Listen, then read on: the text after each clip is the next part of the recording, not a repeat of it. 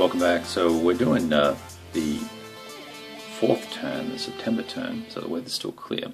And we just had, in Orel, there were some enemy units. It was a 3-step infantry unit, which we, try not to shake the camera around too much, which we attacked with these guys here.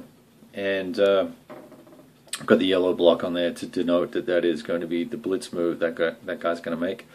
We attacked there and we used air as well, so we softened that guy up and then picked up the hits and crossed the river.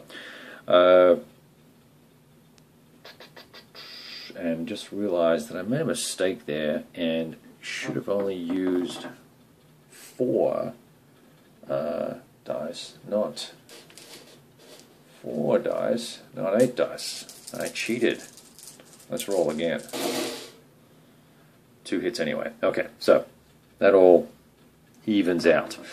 Now over here, you can see Kharkov is empty. We attacked into Kharkov and where is it?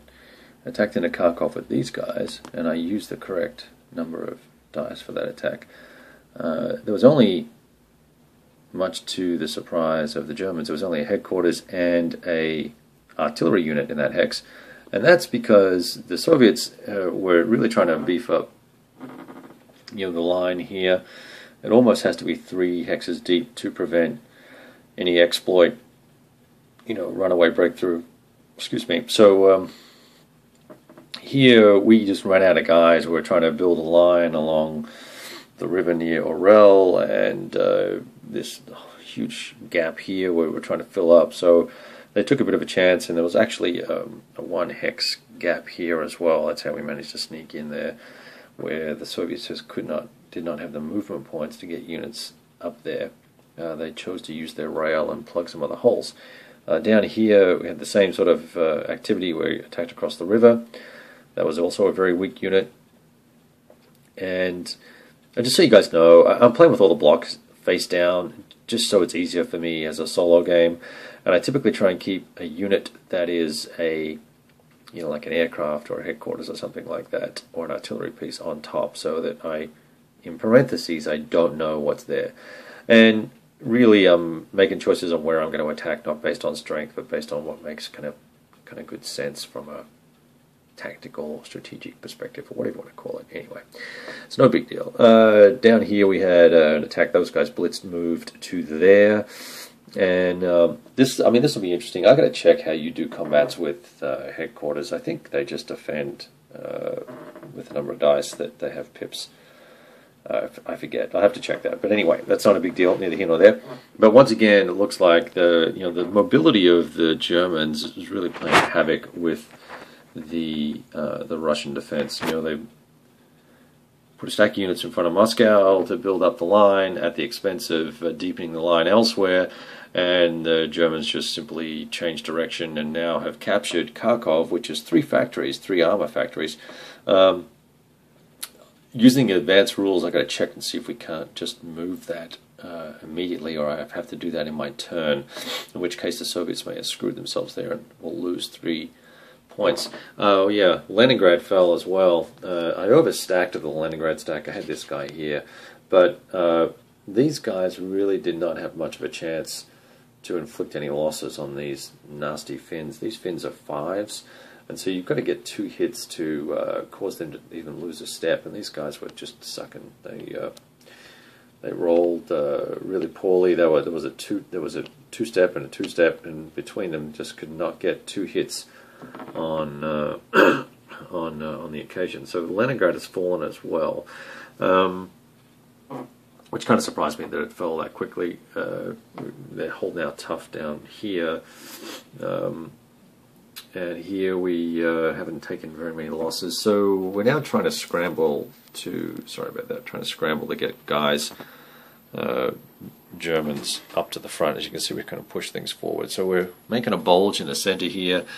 Really what I'm trying to do now with the exploit phase that's coming up, which maybe I'll do a little video of afterwards. I'm going to try and pocket another huge stack of units, pick up a bunch of extra production points along the way, and then see if we can't see if we can't force the Russians just to give up. Not sure that we can do that. I haven't even read the victory conditions, but I'm just going to wipe out as much as I can without having to fight, so I don't have to roll. It's easier to put things out of supply than it is to actually have to roll the dice. So we're trying to do that, and we're also trying to breach to get through, deeper into the land. The way I look at it, the larger the area the Russians have to cover, the more thin they are, and that allows me to focus my my limited armor. And so far I've taken very few losses in armor, and where I have, I've managed to replace the points very quickly. Alright, there you go. Soviet, Axis exploit movement, turn 4. Hey guys, back here at the big board. I'm looking at the situation here, and I'm not sure whether Sevastopol counts as a port that leads directly back to a supply source, because Siberia is our supply source, and that's all the way over there. If that's the case, those two panzer units on the southern side of the map there don't need to be there, and we could use them. I could keep them kind of in supply. I've got to pull that one western unit a little bit further back, potentially, and cut off Odessa, and that guy could. That guy there can end up in Rostov if we wanted to, because he started over here. And so, the idea here is, let's try and pocket all these guys. I don't know if that is what I've done there constitutes putting them out of supply. So I'm actually going to post this up right now, and we will wait to hear from the rules lawyers as to whether this is correct or not, if those guys are indeed out of supply. There's no... they can move to try and get into supply. They can pop 2 guys there, but then they can only be 3 hexes away. They've got to have a 3 hex limit on their supply, so a lot of these guys are going to have to hustle to get within 3 hexes. Some of them are not going to make it.